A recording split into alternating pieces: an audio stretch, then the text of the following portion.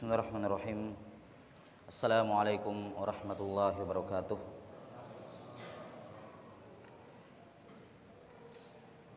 Alhamdulillahi ala ihsanih wa syukru lahu ala taufiqihi wa amtinanih. Ashhadu an la ilaha illallah wahdahu la syarikalah ta'ziman li sya'nih. Wa ashhadu anna Muhammadan abduhu wa rasuluhu adda ila ridwanih. Wa sallallahu ala nabiyyina Muhammadin wa ala alihi wa ashabihi wa ikhwani. Qala Allah ta'ala fil Qur'anil azim, ya ayyuhalladzina amanu taqullaha haqqa tuqatih wa la tamutunna illa wa antum muslimun. Amma ba'd. Alhamdulillah, segala pujian bagi Allah Subhanahu wa taala Rabbul alamin yang telah memberikan kepada kita kelapangan, memberikan kepada kita waktu luang untuk kembali berkumpul di rumah Allah Subhanahu wa taala untuk mendengarkan pembacaan hadis-hadis Rasulullah sallallahu alaihi wasallam yang dibawakan oleh Imam Jalaluddin As-Suyuti rahimahullahu taala dalam kitab beliau yang berjudul Mukhtasar Al-Khisalil Mukaffirah. Kumpulan secara ringkas amalan-amalan yang menggugurkan semua dosa. Ditulis oleh Al-Imam Jalaluddin As-Suyuti, salah seorang penulis kitab tafsir Jalalain yang ma'ruf di tengah-tengah kaum muslimin Indonesia. Beliau rahimahullahu taala wafat tahun 911 Hijriah. Sebenarnya ada baiknya kita mengenal tentang biografi penulis rahimahullah, namun karena waktu yang terbatas dan materi juga cukup padat, jadi mohon maaf kalau kita tidak sempat menyebutkan biografi. Tapi Imam Suyuti rahimahullah ma'ruf, dikenal, tidak ada seorang pun kaum muslimin di Indonesia yang tidak kenal dengan Imam Suyuti.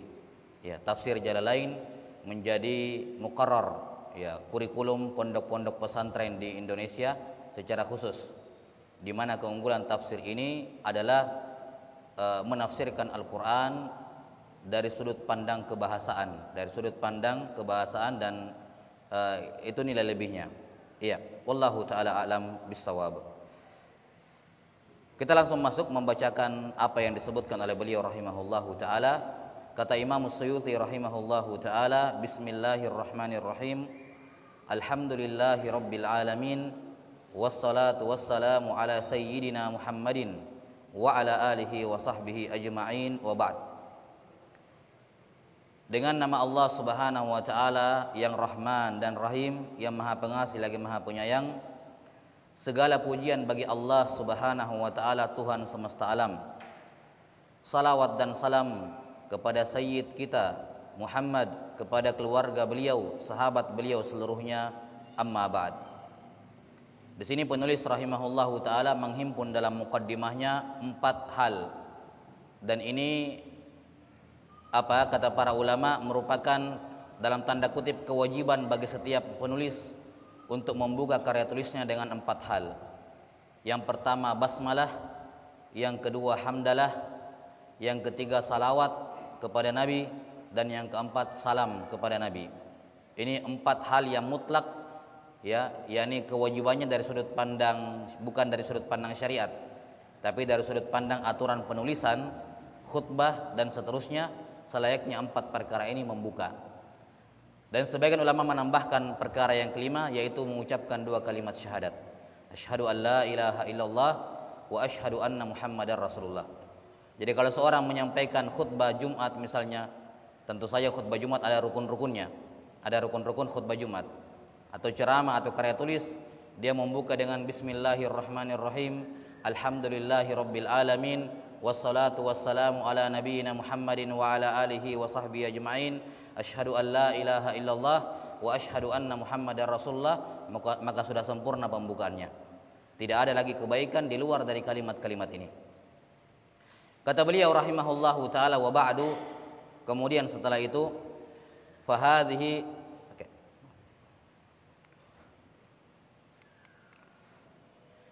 kata beliau rahimahullahu taala, fahadhihi risalatun lakhastu fiha al-khisal al-mukaffirah lidzunubil mutaqaddimati wal mutaakhirah. Kata beliau rahimahullah, ini adalah karya tulis di mana di dalamnya saya meringkas menghimpun amalan-amalan yang Nabi sallallahu alaihi wasallam sebutkan, siapa yang mengamalkan amalan ini maka diampuni semua dosanya yang dulu dan belakangan. Jadi beliau mengumpulkan amalan-amalan yang tersebut dalam hadis di mana Rasulullah SAW bersabda, siapa yang mengamalkan amalan ini maka ghufira lahu ma taqaddama min dzambihi wa ma ta'akhkhar, akan diampuni semua dosa-dosanya yang dahulu dan belakangan. Dan ini tentu saja mengetahui amalan-amalan semacam ini sangat penting bagi kita sebagai umat manusia, umat Islam, di mana umur kita itu pendek, rata-rata 70 tahun, ya, rata-rata misalnya. Ada yang lebih tapi tidak banyak. Maka kita butuh mengetahui apa saja amalan-amalan yang simpel, yang gampang kita kerjakan, tapi kalau kita kerjakan diampuni semua dosa yang terdahulu dan belakangan. Itu menghemat umur. Ya, menghemat umur kita. Dengan umur yang singkat kita bisa mendapatkan ampunan atas semua dosa-dosa kita yang terdahulu dan belakangan. Di sini beliau rahimahullah menyebutkan 16 amalan. Beliau menyebutkan 16 amalan. Bagi yang bisa mengamalkan satu, alhamdulillah. Kalau dia mengamalkan dua, potensi diampuninya lebih besar lagi. Ya. Karena kalau dia amalkan 16-nya ini, 16 yang diamalkan, satu saja yang tembus kepada Allah Ta'ala, sudah terampuni semua dosanya yang terdahulu dan belakangan. Tidak perlu semuanya tembus. Satu saja yang tembus, sudah diampuni semua dosanya yang terdahulu dan belakangan. Apalagi kalau dikerjakan berulang-ulang, setiap hari, sekali sepekan, dan seterusnya. Wa qad allafa al-Hafidz Ibnu Hajar kitaban sammahu bil khisalil mukaffirah lidzunubil mutaqaddimah wal mutaakhirah, wa qad sabaqahu ila dzalika al-Hafidz al-Munziri rahimahullah. Al-Hafidz Ibnu Hajar Al-Asqalani, penulis kitab Bulughul Maram, beliau punya kitab khusus juga tentang ini. Beliau berikan judul amalan-amalan penghapus dosa yang terdahulu dan belakangan. Dan sebelum Al-Hafidz Ibnu Hajar juga ada Al-Hafidz Al-Munziri, penulis kitab At-Targhib wa Tarhib. Ya, At-Targhib wa Tarhib, beliau juga punya karya tulis khusus mengumpulkan hadis-hadis di mana Nabi sallallahu alaihi wasallam bersabda di situ, siapa yang mengamalkan ini diampuni semua dosanya yang dahulu dan belakangan. Wa qad ra'aitu an ulakhisa ahaditsahu litustafada. Ya, saya, kata Suyuti, maka saya ambil dua buku ini, bukunya Al-Munziri sama bukunya Ibnu Hajar, kemudian saya gabungkan dan saya ringkas. Maka ini intisari dari dua buku sebelumnya. Ya, intisari dari dua buku sebelumnya. Sebelum kita masuk kepada pembahasan, ada banyak hadis disebutkan nanti oleh beliau rahimahullah, di mana Nabi sallallahu alaihi wasallam bersabda, siapa yang melakukan ini, siapa yang mengucapkan ini, ghufira lahu ma taqaddama min dzambihi wa ma ta'akhkhar, akan diampuni semua dosanya yang lalu dan belakangan. Apa yang dimaksud dengan diampuni dosanya yang telah lalu dan belakangan?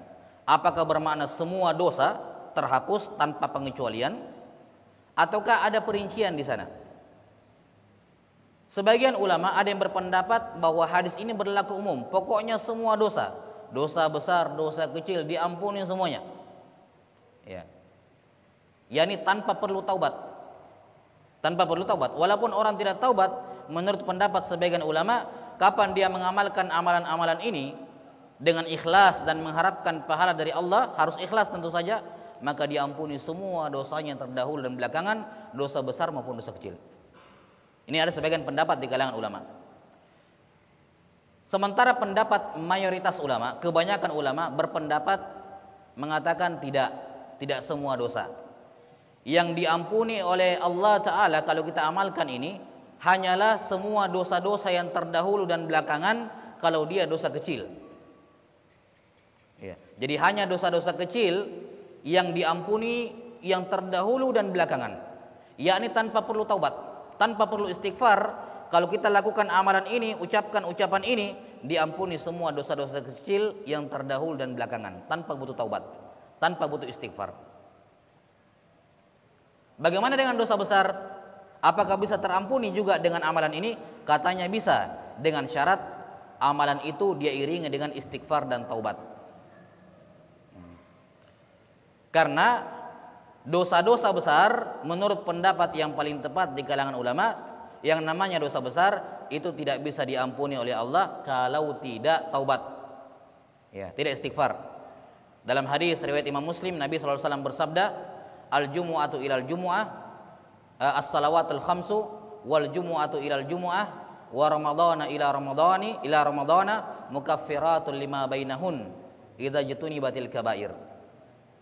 Salat 5 waktu antara satu waktu dengan satu waktu berikutnya, antara maghrib dengan isya, antara isya dengan subuh. Salat Jumat yang satu dengan salat Jumat pekan depannya. Ramadan tahun ini dengan Ramadan tahun depannya, itu penggugur dosa di antara keduanya. Dengan catatan, kata Nabi SAW, dengan catatan dia menjauhi dosa besar, menunjukkan bahwa yang diampuni hanyalah dosa-dosa kecil. Tapi kalau dia mau terampuni dosa-dosa besarnya juga gampang. Lakukan amalan itu iringi dengan istighfar dan taubat untuk semua dosa-dosa besarmu, maka juga akan diampuni oleh Allah Subhanahu wa taala. Adapun untuk dosa kecil tidak perlu diiringi dengan taubat dan istighfar. Amalan ini sudah cukup menggugurkannya. Amalan-amalan ini sudah cukup apa? Menggugurkannya. Tapi kalau untuk dosa-dosa besar tidak cukup amalan ini, harus digandengi dengan istighfar dan taubat, maka dosa besar juga akan terampuni. Iya. Ini hal yang butuh digarisbawahi terhadap sabda Nabi sallallahu alaihi wasallam, diampuni semua dosanya yang terdahulu dan belakangan. Yakni kata mayoritas ulama, diampuni semua dosa-dosa kecilnya yang terdahulu dan belakangan walaupun tidak taubat, dan juga akan diampuni semua dosa besarnya yang terdahulu dan belakangan dengan syarat kalau diiringi dengan taubat dan istighfar. Iya. Kita lihat amalan yang pertama disebutkan oleh beliau rahimahullah.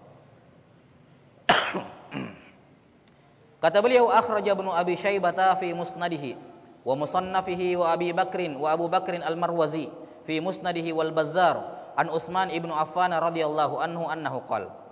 Ini hadis diriwayatkan oleh Imam Ibnu Abi Syaibah dan Abu Bakar al-Marwazi serta al-Bazzar dari sahabat Utsman bin Affan radhiyallahu taala anhu. Qala sami'tu Rasulullah sallallahu alaihi wasallam yaqul. Kata Utsman bin Affan, aku mendengar Rasulullah sallallahu alaihi wasallam bersabda, la yusbighu abdun al-wudu'a illa ghufira lahu ma taqaddama min dzambihi wa ma ta'akhkhar. Kata Rasulullah sallallahu alaihi wasallam, tidaklah seorang hamba menyempurnakan wudunya kecuali akan diampuni, ya, kecuali akan diampuni semua dosa-dosanya yang terdahulu dan belakangan. Ya. Tidaklah seorang hamba menyempurnakan wudunya, isbaghul wudu, ya, menyempurnakan wudu kecuali akan diampuni semua dosa-dosanya yang terdahulu dan belakangan. Kita tahu kalau dia mencuci mukanya, ya, maka gugur semua dosa yang dilihat oleh apa? Matanya. Karena itulah para ulama menyatakan melihat hal-hal yang diharamkan termasuk dosa-dosa kecil. Melihat aurat, melihat apa yang haram, itu hukumnya dosa kecil. Kenapa? Karena dia bisa gugur dengan sekedar wudu. Dengan sekedar wudu. Seandainya itu dosa besar, tidak mungkin gugur dengan air wudu. Harus taubat. Ya, maka menunjukkan bahwa melihat hal-hal yang diharamkan dengan mata itu termasuk dosa kecil, karena dia bisa gugur dengan wudu. Jadi amalan yang pertama yang bisa menggugurkan semua dosa yang terdahulu dan belakangan adalah isbaghul wudu, menyempurnakan wudu. Apa yang dimaksud dengan menyempurnakan wudu? Para ulama rahimahumullah menjelaskan bahwa maksud menyempurnakan wudu adalah menjalankan semua wajib-wajib kewajiban dalam wudu dan sunnah-sunnahnya. Kalau seorang menjaga kewajiban wudunya dan menjaga juga sunnah-sunnah wudunya, maka dia dikatakan isbaghul wudu. Yang paling inti tentunya kewajiban wudu ini, karena wudu tidak sah tanpa itu. Tapi semakin dia menyempurnakan dengan yang sunnah-sunnah, maka semakin besar dikatakan dia menyempurnakan apa? Menyempurnakan wudu.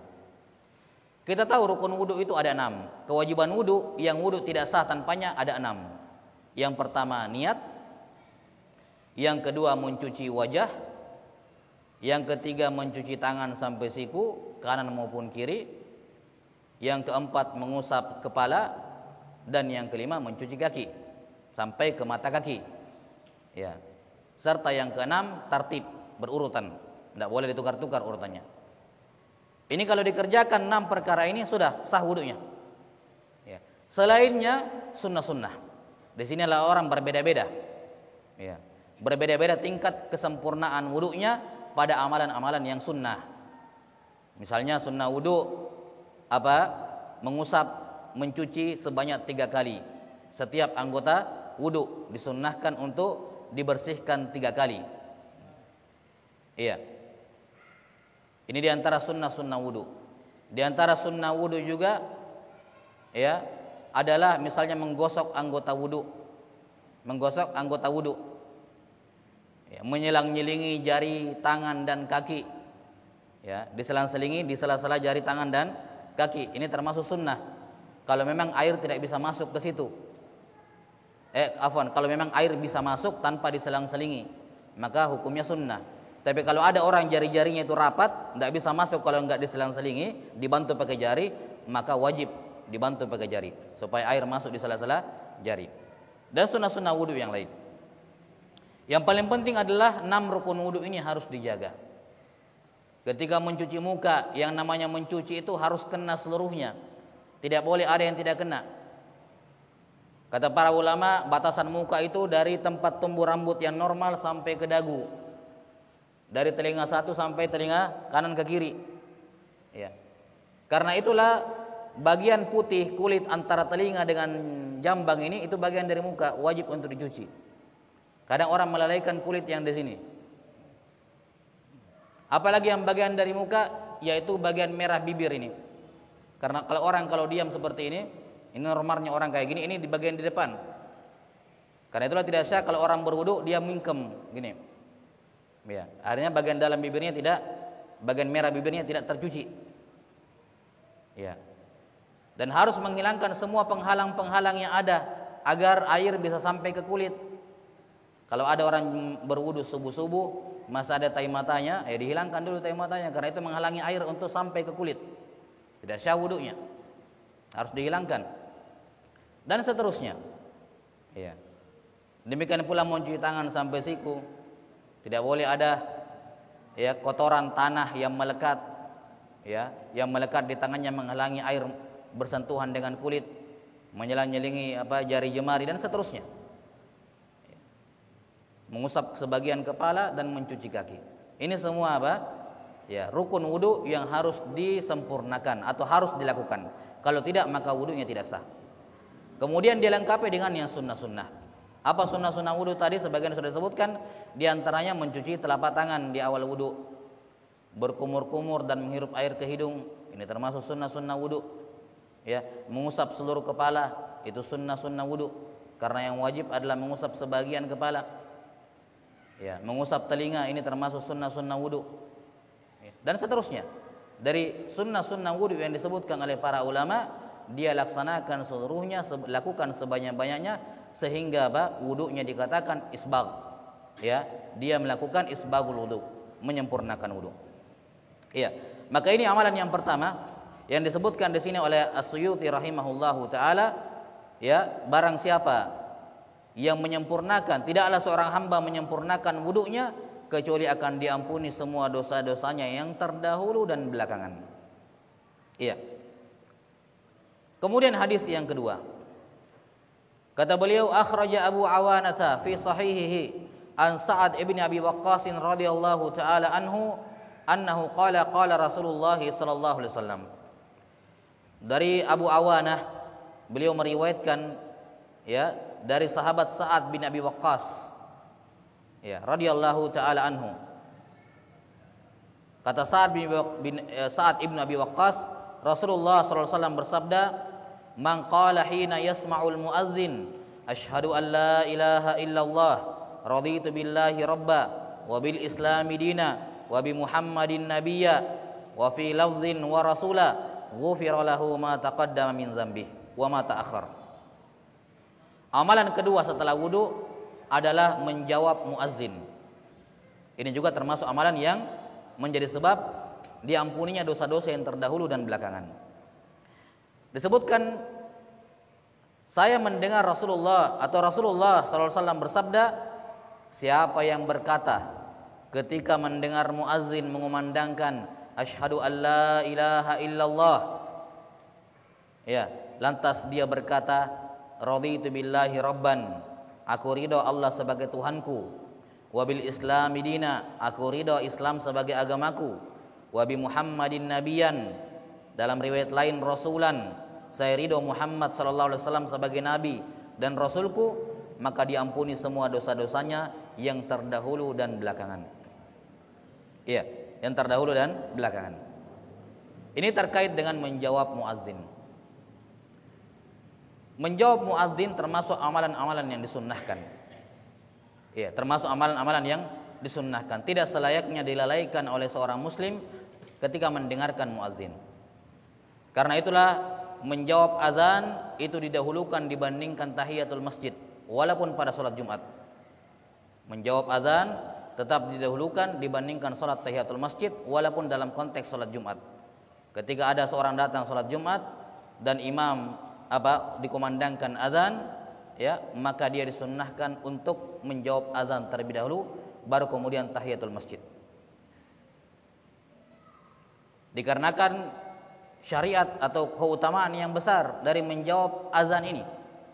Ya, dari keutamaan apa? Menjawab azan ini.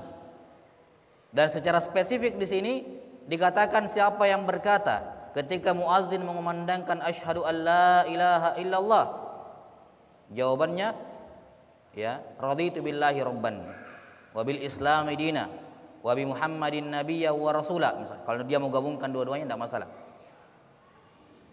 Maka diampuni semua dosanya yang terdahulu dan belakangan. Kita sudah tahu bahwasanya aturan umum dalam menjawab azan adalah kita mengucapkan ucapan yang sama seperti muazzin. Muazzin mengatakan Allahu Akbar, kita mengatakan Allahu Akbar, Allahu Akbar. Muazzin berkata asyhadu an la ilaha illallah, kita bilang asyhadu an la ilaha illallah.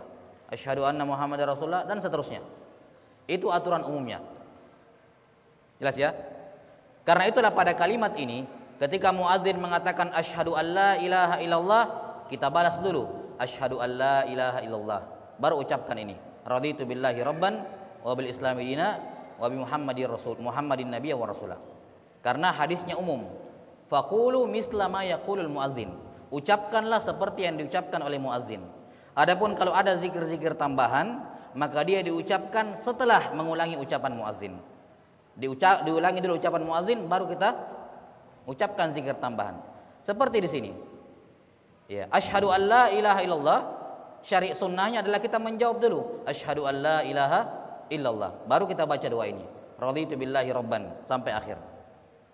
Demikian pula kalau muadzin berkumandang hayya 'alas shalah, maka sunnahnya kita menjawab dulu hayya 'alas shalah, baru la haula wala quwwata illa billah. Hayya 'alal falah, kita jawab hayya 'alal falah, baru la haula wala quwwata illa billah. Jadi zikir-zikir tambahan yang warid dalam riwayat yang lain tidak menafikan dan tidak menghilangkan pensyariatan hadis asal, yaitu mengulangi apa yang diucapkan oleh muazzin. Itu hukum asalnya. Karena itulah semua lafaz azan kita ulangi, kalaupun ada lafaz tambahan kita baca setelahnya. Ya, kita baca setelahnya. Karena itulah para fuqaha rahimahumullahu taala mengatakan, ya, bahwa adapun hadis Nabi sallallahu alaihi wasallam idza qala al muadzin hayya 'alas shalah faqulu la haula wala quwwata illa billah, maka ini para ulama menjelaskan yakni digabungkan dua hadis ini. Ya, digabungkan dua hadis. Hadis yang pertama menyuruh mengulangi muadzin, maka kita ulangi hayya 'alas shalah, dan hadis kedua menyuruh mengucapkan la haula wala quwwata illa billah. Jelas ya? Ini terkait dengan tata cara menjawab azan. Iya. Tentu saja ada perbedaan pendapat di kalangan ulama tentang masalah ini. Ya, tidak ada masalah. Intinya adalah menjawab azan. Bagaimanapun cara menjawab azan, terlepas dari perbedaan pendapat di kalangan ulama dari yang kita sebutkan tadi, semuanya bisa diamalkan. Iya, karena memang tidak ada dalil pasti di sini. Tidak ada yang bisa mengklaim 100% itulah yang benar. Ya, karena memang dalilnya muhtamal. Karena Nabi sudah bilang, ucapkan semua yang diucapkan oleh muazzin. Ini hadis umum. Para ulama mengamalkan hadis ini. Datang hadis yang lain, kalau muazzin berkata hayya 'alas shalah, ucapkan la haula wala quwwata illa billah. Kata Imam Syafi'i, hadis ini tidak bertentangan dengan hadis ini, tapi diamalkan dua-duanya. Bukan ini menghilangkan syariat ini, enggak. Tapi diamalkan apa? Diamalkan dua-duanya. Iya. Kemudian perlu diketahui juga bahwa kata azan dalam istilah syariat itu juga diitlaqkan untuk iqamah. Juga diitlaqkan untuk iqamah. Iya, Nabi SAW bersabda, baina kulli adzanaini shalah. Di antara dua azan ada salat. Di antara dua azan ada salat. Yani antara azan dengan qomat ada salat sunnah qabliyah. Maka di sini Nabi SAW menamakan qomat juga dengan azan. Menamakan qomat dengan azan. Lihat bagaimana detailnya para ulama. Mereka mengatakan karena itulah yang dijawab bukan hanya azan, tapi qomat juga dijawab. Karena Nabi SAW bersabda, idza qala al-muazzin, kalau muazzin berkata, ya, dan azan dan qomat, Nabi SAW juga namakan dia sebagai azan. Karena itulah diantara fuqaha ada yang mengatakan bahwa bukan hanya azan yang disunnahkan dijawab, tapi juga qomat. Ketika mukim, muazzin mengumandangkan iqamat, Allahu Akbar, Allahu Akbar, kita jawab Allahu Akbar, Allahu Akbar, asyhadu an la ilaha illallah, asyhadu an la ilaha illallah, asyhadu anna Muhammadar Rasulullah, asyhadu anna Muhammadar Rasulullah, hayya 'alas shalah, hayya 'alas shalah, ya. Kita jawab juga, ya, dan seterusnya. Karena dalam nas-nas syariat Nabi sallallahu alaihi wasallam menamakan qomat juga dengan nama azan. Ya, sehingga sabda Nabi sallallahu alaihi wasallam berlaku umum. Berlaku umum. Wallahu taala alam bissawab. Ya. Intinya apa? Intinya kalaupun dia tidak menjawab iqamat, ya jangan dia mengingkari orang yang menjawab qomat karena dalilnya juga cukup jelas. Ya, dalilnya juga cukup jelas berdasarkan keumuman sabda Nabi sallallahu alaihi wasallam. Ya, ada silang pendapat di kalangan ulama, ya, intinya adalah dia mengamalkan salah satu dari pendapat tersebut. Ya, dia mengamalkan salah satu dari pendapat tersebut. Wallahu taala alam bissawab. Hadis yang ketiga. Akhraj Ibnu Wahb fi musannafihi an Abi Hurairah radhiyallahu anhu annahu qala sami'tu Rasulullah sallallahu alaihi wasallam yaqul. Dari Abdullah bin Wahab Al-Misri dari Abu Hurairah radhiyallahu anhu beliau berkata, saya mendengar Rasulullah sallallahu alaihi wasallam bersabda, "Idza ammanal imamu fa amminu fa innal malaikata tu'amminu faman wafaqa ta'minuhu ta'minal malaikah ghufira lahu ma taqaddama min dzambihi wa ma ta'akhkhar." Kata Rasulullah sallallahu alaihi wasallam, kalau imam mengucapkan amin, maka kalian sebagai makmum ucapkan amin juga. Karena malaikat ketika mendengarkan bacaan imam, dia juga malaikat juga mengaminkan. Barang siapa yang ucapan aminnya dia bertepatan bersamaan dengan aminnya malaikat, maka diampuni semua dosanya yang terdahulu dan belakangan. Iya. Ini amalan ketiga, amalan yang menggugurkan semua dosa yang terdahulu dan belakangan adalah membaca amin bersama dengan imam. Tidak mendahului imam, tidak juga terlambat dari imam. Jadi ketika imam bilang A, dia juga di belakang sudah A, bersamaan. Ya, karena itu syaratnya. Ya, itu syaratnya kalau mau mendapatkan ampunan, harus aminnya dia bertepatan dengan aminnya malaikat. Kalau ada yang bertanya, bagaimana caranya aminnya saya bertepatan dengan aminnya malaikat? Saya tidak dengar malaikat. Nabi jelaskan, aminnya malaikat itu bersama dengan imam. Kalau begitu patokannya bagi kita adalah apa? Aminnya imam. Kalau kita amin kita bertepatan dengan aminnya imam, maka bertepatan juga dengan malaikat. Ya, ini amalan ketiga yang menggugurkan semua dosa. Mengucapkan amin bersamaan dengan imam. Ini menunjukkan kepada kita bahwa imam disunnahkan juga membaca amin. Karena terkadang ada sebagian imam tidak membaca amin ketika habis Al-Fatihah.